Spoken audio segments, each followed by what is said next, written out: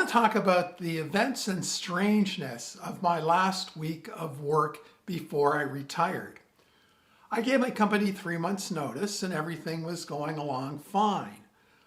But getting to that last week proved to be a little bit harder than I thought it would be because I experienced something for the first time ever. Suddenly, I was no longer the go-to guy when it came to decisions revolving around procurement for the company.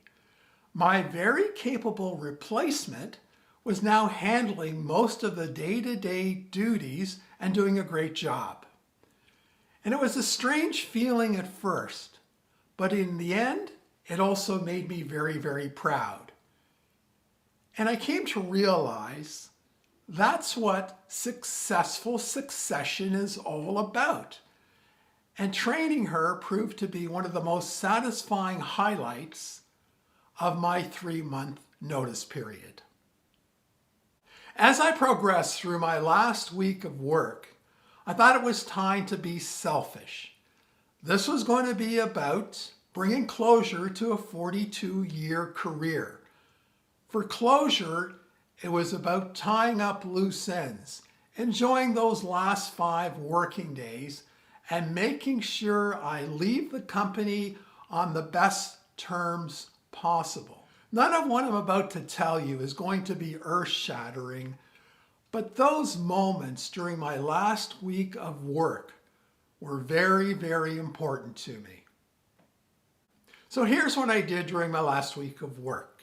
Number 1, saying goodbye. I said goodbye to as many people in person as I could. For those that I couldn't meet in person, I sent out a mass email thanking them and telling them it was a pleasure working with them.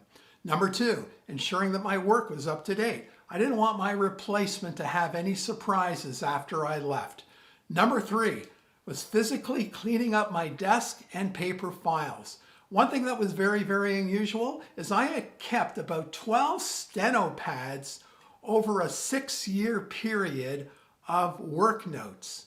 And honestly, I don't know why I didn't get rid of them sooner because I never referred to them again. Number 4, thanking my boss. On my last day, my boss and a close work colleague took me to one of my favorite Toronto restaurants, The Keg. And during our meal, I personally thanked my boss for the courtesies extended to me during my stay at the company.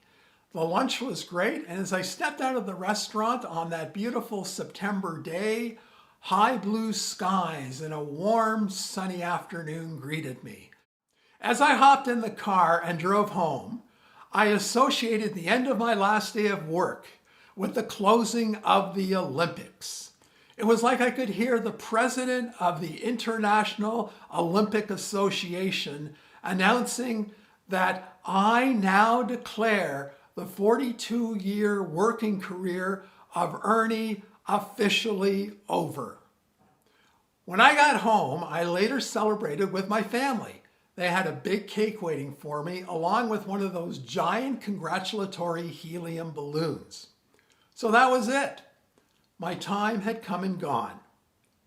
So when you work that last week of work before retiring, try to make it memorable and something you can look back on years from now with a big smile. I'm Ernie from Retirement SOS. Thanks for watching.